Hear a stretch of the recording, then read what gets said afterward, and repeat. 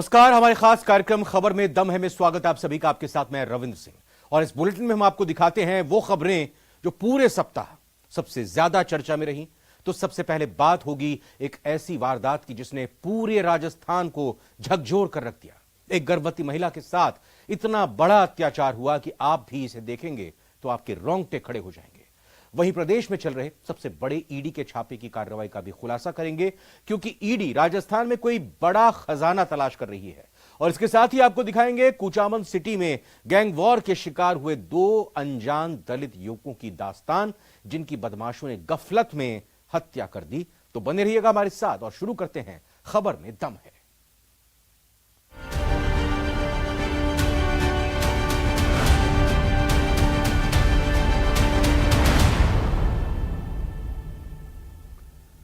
राजस्थान के प्रतापगढ़ में जो हुआ उसने पूरी राजस्थान को झकझोर कर रख दिया। पूरा प्रदेश शर्मसार हो गया। मणिपुर जैसे हालात तो नहीं, लेकिन मणिपुर में जैसा ही कांड हुआ जिसकी जितनी भी निंदा की जाए वो बहुत कम है। देखते हैं इस रिपोर्ट को।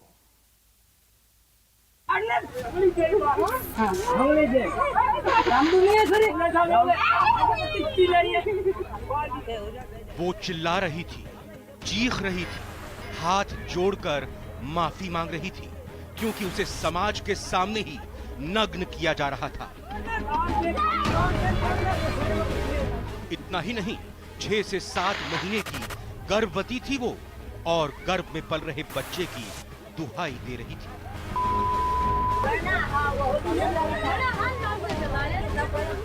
वो कुछ नहीं कर सकती थी, क्योंकि उसे खंभे से बांध दिया गया था। वो लाचार थी, बेबस थी, बस तड़प रही थी।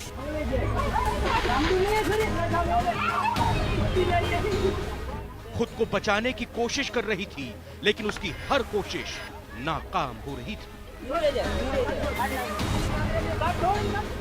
और समाज उसकी इज्जत लुटते हुए देख रहा था। वही समाज जिनके बीच हम रहते हैं, वही समाज जो 4 बातें कहता है, वही समाज जिसकी हमें चिंता होती है। लेकिन समाज के इन्हीं भेड़ियों के सामने एक स्त्री को निर्वस्त्र किया जा रहा था, और वही समाज इसका वीडियो बना रहा था, हंस रहा था। इन समाज के भेड़ियों के बीच एक अकेली वही महिला नहीं थी। उस वारदात की जगह पर और भी कई महिलाएं थीं जो इसको देख रही थीं, हंस रही थीं, लेकिन किसी ने भी इसको बचाने की कोशिश नहीं की। ये इतना खतरनाक था, इतना शर्मसार था, इतना भयानक मंजर था कि हम भी लिखते लिखते, बताते बताते सहम रहे थे कि उस वक्त क्या हुआ होगा जब उस महिला पर यह अत्याचार हो रहा होगा।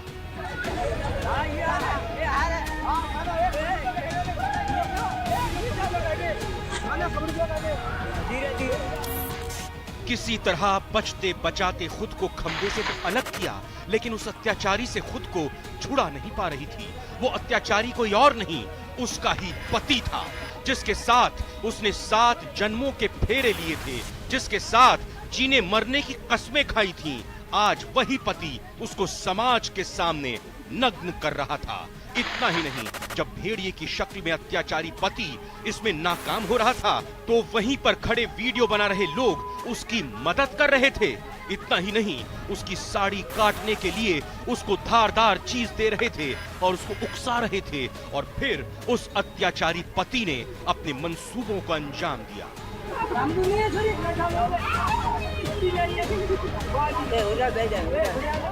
और पूरे समाज के सामने ही अपनी पत्नी को निर्वस्त्र कर दिया।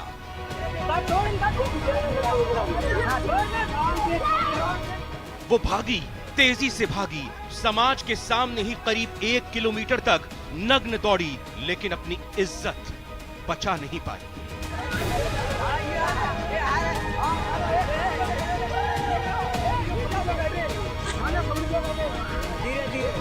दादा ने परसों भी है सर। परसों कई मामलों तो कई किस तरह का ये माता दीदी में वना वाले सब गड़बड़ो की दो है, कपड़ा खोल दीदा ने कि कूट मारने की दी ही कपड़ा फाड़ आई जल लूटा दी रात 10-11 बजे छोड़वा यार घरे घर छुड़वाना है 4-5 जना। तो कौन कौन सा नाम के नाम तो पता है ना साहब बटा घरे छोड़वाया जन्म में जब एको जरियो फाड़े बीजा हंगड़ा नया थोड़ी थोड़ी आरोपी कौन है जनी ये हरकत की थी? ये यानी कि पति से। अच्छा तो ये छोरी 15 दिन पहले भी और की नहीं दिसी ना थे 15 दिन पहले नहीं दी थी साहब। जिसके बाद पीड़ित महिला ने 10 नामजद पर केस दर्ज किया है, जिसमें से मुख्य आरोपी समेत 7 लोगों को गिरफ्तार कर लिया गया है। शेष आरोपियों की तलाश में पुलिस दबिश दे रही है। जो पीड़िता है इसके ससुराल पक्ष ने इतना ये सब कुछ घृणास्पद कार्य किया है और महिला वो कहीं अन्यत्र चली गई थी। इससे रुष्ट होकर ससुराल पक्ष उसको अपहरण करके अपने गांव ले आए और फिर अपने घर के आसपास इस बर्बरतापूर्ण घटना को कारित किया है। किडनैपिंग प्लस निर्वस्त्र करके घुमाना, उसमें जो मेन थे 8 लोग थे, उसमें 7 हो गए और 1 बाकी है बस ऊपर। इंस्पेक्टर इसमें लेडी एसपी है, वो त्वरित गति से इन्वेस्टिगेशन करेंगे करके और जल्दी चार्जशीट करेंगे। चार्जशीट करने के बाद एक हमारी सीआईडी में एक हीनस क्राइम मॉनिटरिंग यूनिट है, उसके लिए एडिशनल एसपी अधिकारी उदयपुर में बैठता है, उसको भी हमने बुलाया है, उसको भी इस इन्वेस्टिगेशन में जोड़ेंगे। प्लस इसको day to day monitoring SP IG के अलावा मैं भी करूँगा और इसमें स्पेशल पीपी नियुक्त करके और हम कोशिश करेंगे फास्ट ट्रैक में लेके डे टू डे हियरिंग करके जल्दी इस केस को सजा कराएगा। वहीं आदिवासी गर्भवती महिला के साथ अत्याचार के मामले को लेकर बीजेपी ने भी मोर्चा खोल दिया है और कांग्रेस सरकार पर जमकर निशाना साधा है। वहीं बीजेपी ने जांच कमेटी भी गठित कर दी है। दिया कुमारी, कृष्णा कटारा और शोभा चौहान को कमेटी में शामिल किया गया है। इस प्रकार के अपराधों को छिपाने के लिए राजस्थान की सरकार और उनके मुखिया कहते हैं कि ये परिवार का मामला है, कभी दुष्कर्म की घटनाओं को कहते हैं कि फर्जी है, कभी इनके दुष्कर्म की घटनाओं के इनके मंत्री कहते हैं कि मर्दों का प्रदेश है। आप कब तक छुपाओगे आपके अपराध? अब नहीं सहेगा राजस्थान। जिस प्रकार की घटना उस निचला कोटा फला में हुई है, मुख्यमंत्री जी आपको इस्तीफा देना चाहिए। ये घटना हृदय विदारक है, विभत्स घटना है और सभ्य समाज के लिए तो एक तरीके से शर्मनाक है ही, लेकिन मुझे लगता है कि राजस्थान की खासतौर पर जो कानून व्यवस्था बिगड़ी है और विशेषकर महिलाओं के प्रति जो उत्पीड़न की और अपराधों की घटनाएं हुई हैं, उस श्रृंखला में एक इस तरीके की दरिंदगी की घटना जुड़ गई कि जिसकी निंदा की जाए उतनी कम है। देखिए, राजस्थान में जिस तरह से महिलाओं पे अत्याचार लगातार बढ़ रहा है, लेकिन उस पर रोक भी ये कांग्रेस की सरकार नहीं कर रही। और कैसे हिम्मत होती है किसी को कि अपनी पत्नी के साथ इस तरह की हरकत करे। पति ने की, उसके परिवार ने की। उनकी हिम्मत इसलिए बढ़ती है क्योंकि यहाँ के जो मंत्री हैं वो ये कहते हैं कि ये मर्दों का प्रदेश है। वहीं मामले का राज्य महिला आयोग ने भी संज्ञान लिया और आरोपियों को सख्त से सख्त सजा दिलाने की बात कही। हम लोग इस पर किसी भी किस्म की कोताही नहीं बरतेंगे। जो मानवता को शर्मसार करने वाली इस तरह की जो हरकतें हैं, उसको कैसे कोई क्षमा कर सकते हैं। इसके ऊपर इतनी सख्त कार्रवाई होएगी, आने वाले जनरेशन तक याद रखेंगे कि अगर महिला के साथ में कोई अशोभनीय छेड़छाड़ या उनको इस तरह से निर्वस्त्र करके जलील करने की कोई भी अगर हरकत हुआ है तो उनके ऊपर सख्त से सख्त कार्रवाई होएगी और किसी की हौसला नहीं होएगा भविष्य में किसी के साथ इस तरह की हरकतें करने की। महिला आयोग इस बात की गारंटी देती। जहां बीजेपी कांग्रेस पर हमलावर है, तो वहीं सीएम गहलोत ने भी मामले का संज्ञान लिया और प्रतापगढ़ के धरियावत पहुंचकर पीड़ित परिवार से मुलाकात की। वहीं सीएम ने अस्पताल पहुंचकर गर्भवती पीड़ित महिला से मुलाकात की और हर संभव मदद का आश्वासन के साथ आरोपियों पर सख्त कार्रवाई की बात भी कही। और मैंने उनको विश्वास दिलाया कि सरकार आपके हाथ में खड़ी है, आपको न्याय मिलेगा। नंबर 1। नंबर 2, हम चाहेंगे आप चाहे तो धरियावद में, आप चाहे तो उदयपुर के अंदर आपकी नौकरी लगा देते हैं, सरकारी नौकरी लगा देते हैं, जिससे कि वो अपना आने वाले वक्त में 4 भाई बहन हैं लोग, 4 भाई बहन हैं, बहुत गरीब परिवार है, तो 4 भाई बहन हैं, 3 बहनें हैं, 1 बच्चा छोटा भाई है, उनकी देखरेख भी कर सकें आराम से। पिताजी मजदूरी करते हैं, वो मजदूरी हम उनको वहाँ करवा देंगे उदयपुर के अंदर। जाना चाहेंगे तो दरियाबाद में, जाना तो दरियाबाद में कह देंगे, और साथ में 10 लाख रुपए देंगे, FDI करवाएंगे बैंक के अंदर के बच्चे के नाम से। फिलहाल इस घटना ने पूरे राजस्थान को शर्मसार कर दिया है और जो बेहद निंदनीय है। प्रतापगढ़ से न्यूज 18 राजस्थान के लिए चंचल सनाढे की रिपोर्ट।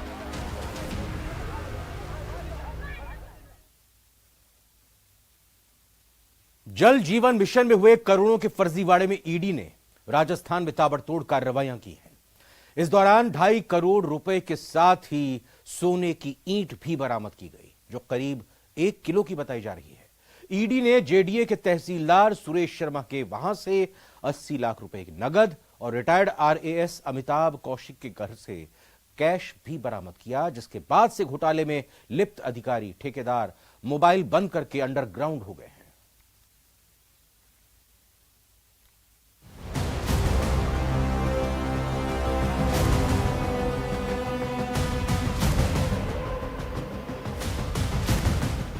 प्रदेश में ईडी की अब तक की सबसे बड़ी कार्रवाई। JJM में करप्शन पर ईडी का सबसे बड़ा शिकंजा। जल जीवन मिशन में भ्रष्टाचार पर सबसे बड़ा खुलासा। जल जीवन मिशन में करप्शन, ईडी का एक्शन। जयपुर, शाहपुरा, बहरोड में जल जीवन मिशन से जुड़े ठेकेदार, जलदाय विभाग के अधिकारियों के घर पर छापेमारी की गई। जहां ईडी की आज रेड हुई, वो प्रदेश के एक बड़े नेता के करीबी बताए जा रहे हैं। छापेमारी जयपुर के वैशाली नगर, झोटवाड़ा, सिंधी कैंप के साथ अलवर में 2 जगहों पर की गई। ईडी की दिल्ली और जयपुर टीम के अलावा पहली बार गुजरात की टीम को भी जयपुर में कार्रवाई के लिए बुलाया गया है।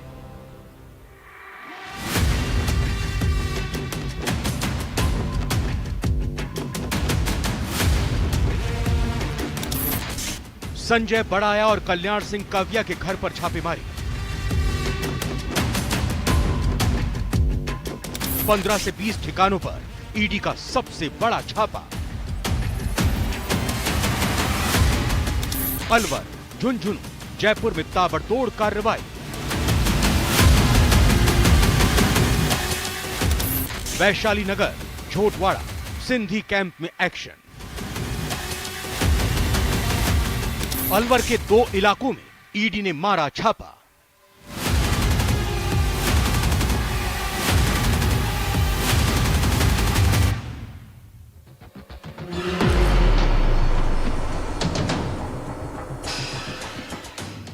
देश की सबसे बड़ी पेयजल योजना जल जीवन मिशन में हुए करोड़ों के फर्जीवाड़े को लेकर ईडी की टीम ने राजस्थान में कार्रवाई की है। छापेमारी जयपुर के वैशाली नगर, झोटवाड़ा, सिंधी कैंप के साथ अलवर में 2 जगहों पर की गई। कारोबारी संजय के ठिकानों पर 4 करोड़ तक की ब्लैक मनी जब्त की गई है, जिसके बाद प्रवर्तन निदेशालय की टीम ने नोट गिनने की मशीन मंगवाई। 2 सूटकेसों से भरा हुआ 4 करोड़ का कैश मिला। इतना ही नहीं, भारी मात्रा में जल जीवन मिशन योजना में भ्रष्टाचार के दस्तावेज जब्त किए गए हैं। अधिकारियों के ट्रांसफर पोस्टिंग, ठेकेदारों से कमीशन खोरी के दस्तावेज भी संजय के निवास से जब्त किए गए हैं। अभी भी बड़ी मात्रा में संजय के निवास पर ब्लैक मनी मिल सकती है। सूत्रों की माने तो जलदाय विभाग के जिन अधिकारी और ठेकेदार को एसीबी ने हाल ही में पकड़ा था, उनके भी घरों पर ईडी के अधिकारी कार्रवाई कर सकते हैं। PHED के मुख्य कार्यालय और विभागीय कार्यालय में भी ईडी की टीम ऑफिस खुलने के बाद पहुंच सकती है। राजस्थान में प्रवर्तन निदेशालय की छापे की कार्रवाई के बाद ब्यूरोक्रेसी और राजनेताओं में हड़कंप मचा हुआ है। बहरौल में जलदाय विभाग के अधिशासी अभियंता मायालाल सैनी के सरकारी आवास पर प्रवर्तन निदेशालय ने छापेमारी की। बहरौल के जलदाय विभाग के दफ्तर से प्रवर्तन निदेशालय ने फाइल और कंप्यूटर डाटा एकत्रित किया। इसके अलावा जलदाय विभाग के अधिशासी अभियंता मायालाल सैनी के सरकारी आवास पर भी ईडी ने सर्च ऑपरेशन किया है।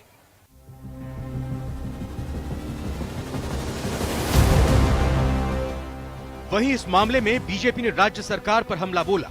केंद्रीय मंत्री और बीजेपी के चुनाव प्रभारी प्रहलाद जोशी ने कहा कि इस योजना भी कांग्रेस ने भ्रष्टाचार किया है। इस मामले में प्रदेश के एक मंत्री का सीधा इन्वॉल्वमेंट है।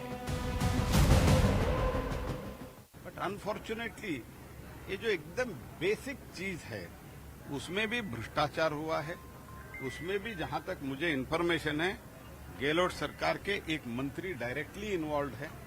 तो इसीलिए तो कार्रवाई तो होना चाहिए। कार्रवाई हो रहा है तो कार्रवाई होने के बाद कोर्ट में जाएगा। कोर्ट में जो दोषी है उनको सजा देना पड़ेगा। नहीं तो ये भ्रष्टाचार तो ये लोग तो भ्रष्टाचार करें, हम आंख बंद करके नहीं बैठ सकते।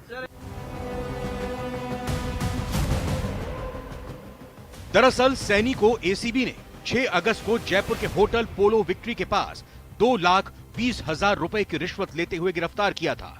उन्हें नीमराणा के जेईएन प्रदीप कुमार, रिश्वत देने वाले ठेकेदार पद्मचंद जैन और उसकी कंपनी के सुपरवाइजर मलकेत सिंह समेत एक अन्य व्यक्ति को पकड़ा गया था। तब कार्रवाई के दौरान गाड़ी और ऑफिस से कुल 2,90,000 रुपए मिले थे। अब हम आपको बताते हैं कि आखिर ये जल जीवन मिशन घोटाला है क्या। दरअसल सभी ग्रामीण इलाकों में पेयजल की व्यवस्था होनी थी। राज्य और केंद्र सरकार को 50-50% खर्च करना था। DI doctor iron pipe line डाली जानी थी। इसकी जगह पर HDPE की पाइपलाइन डाली गई। पुरानी पाइपलाइनों को नया बताकर पैसा लिया गया। कई किलोमीटर तक पानी की लाइन डाली ही नहीं गई। ठेकेदारों ने अधिकारियों से मिलकर सारा भुगतान करा लिया। ठेकेदार पद्म जैन हरियाणा से चोरी के पाइप लेकर आए, उसे नया पाइप बताकर बिछा दिया और करोड़ों रुपए ले लिए। ठेकेदार पद्म जैन ने फर्जी कंपनी के सर्टिफिकेट लगाकर टेंडर भी लिया।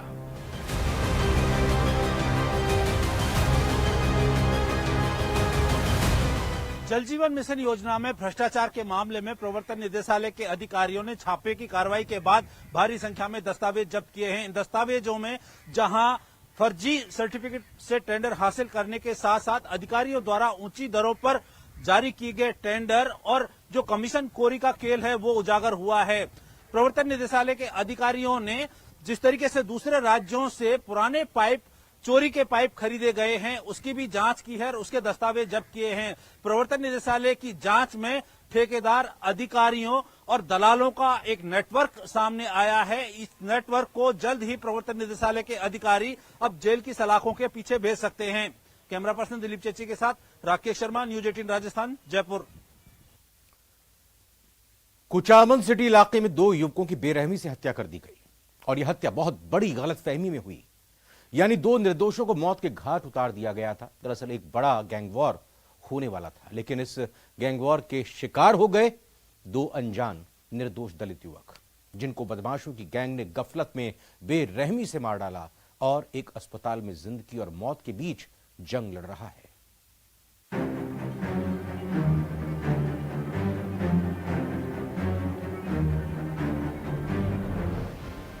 कुचामन में होने वाला था बड़ा गैंगवॉर।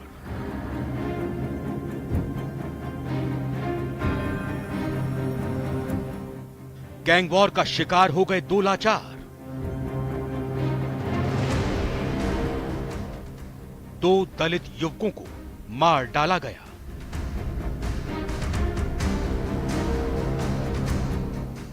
मौत से जंग लड़ रहा एक और लाचार।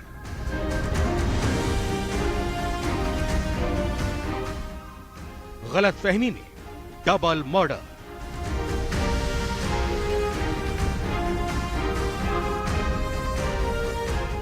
तीन नौजवान मौज मस्ती कर रहे थे। घूमते घूमते रात में होटल खाना खाने पहुंच गए, लेकिन उनको क्या पता था कि जहां वो खाना खाने जा रहे हैं वहां उनकी मौत उनका इंतजार कर रही है। जी हां, कुचामन सिटी में एक बड़ा गैंगवॉर होने वाला था। कुचामन सिटी गोलियों की तड़तड़ाहट से थर्राने वाला था।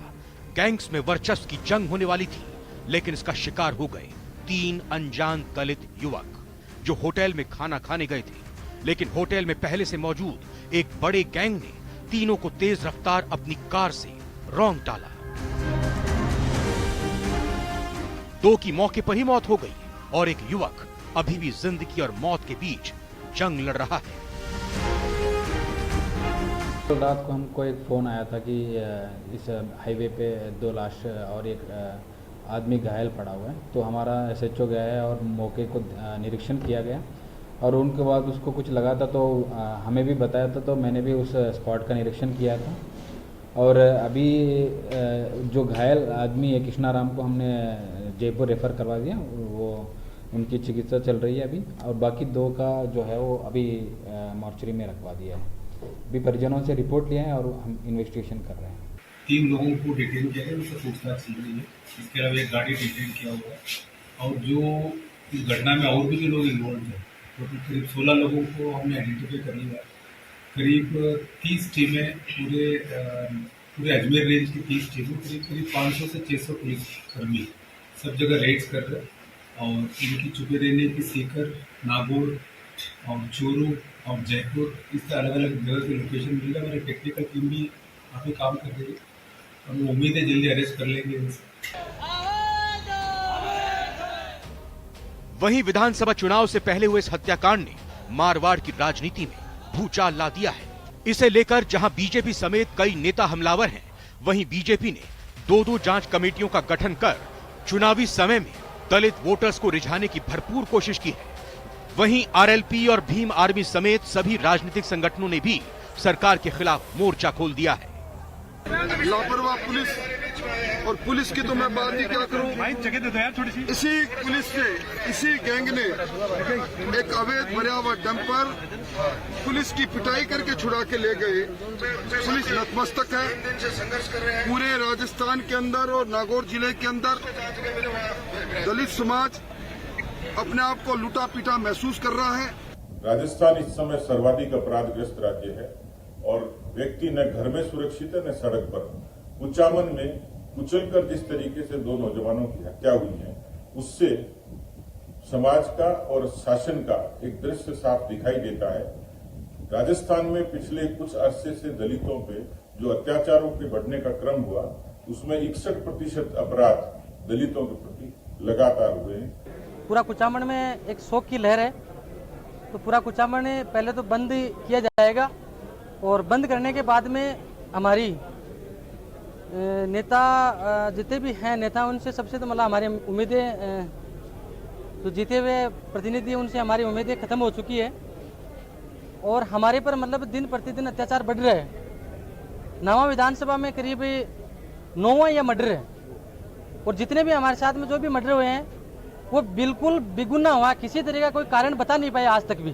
तो कुछ बदमाशों ने उनका पीछा किया है, पीछा करके उनको गाड़ी से टक्कर मारी है। टक्कर मारने पे जो वो तीनों लड़के थे जो खेत में जाके गिर गए, तो बदमाशों ने करीबन 4 या 5 गाड़ियां थी, तो उनके ऊपर बार बार चढ़ा के उनकी मौत की है। तो प्रशासन से बार बार ये निवेदन है सभी लोगों का कि ये मेघवाल समाज के साथ में ऐसा क्यों हो रहा है। वहीं मामले को लेकर सरकार ने भी गंभीरता दिखाई।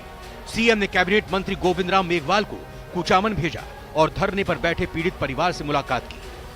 टाइम तो दूसरे प्रदेशों में भी बढ़ रहे हैं, लेकिन मैं एक बात कह सकता हूँ, जितने भी अपराध हुए हैं, चाहे कैसा ही अपराध हुआ है, चाहे वो कन्हैयालाल ले लो, चाहे राजू ठेठ का ले लो, मुख्यमंत्री जी ने त्वरित कार्रवाई करते हुए तुरंत मुलजिमों की गिरफ्तारी करने का काम किया है। जहाँ तक भारतीय जनता पार्टी की बात है, वो तो आप देख लो, उनका राज्य जो है उत्तर प्रदेश में आदित्यनाथ चला रहे, हाथरस कांड हो गया, उनके विधायक खुद 302 के 300 बलात्कार के मुलजिम है, लेकिन उन्होंने तो अभी पूरे देश का ठेका ले रखा है कि जो भी अपराध करेगा, लेकिन बीजेपी में आ गया तो वो बिल्कुल सोना बन गया। इधर चुनाव सर पर है, उधर लगातार वारदातें बढ़ती जा रही है। बढ़ती आपराधिक घटनाओं के खिलाफ लगातार मुख्यमंत्री और सरकार गंभीर है, लेकिन चुनावी मौसम में नागौर के कुचामन की इस घटना ने प्रशासन को हिला करके रख दिया है।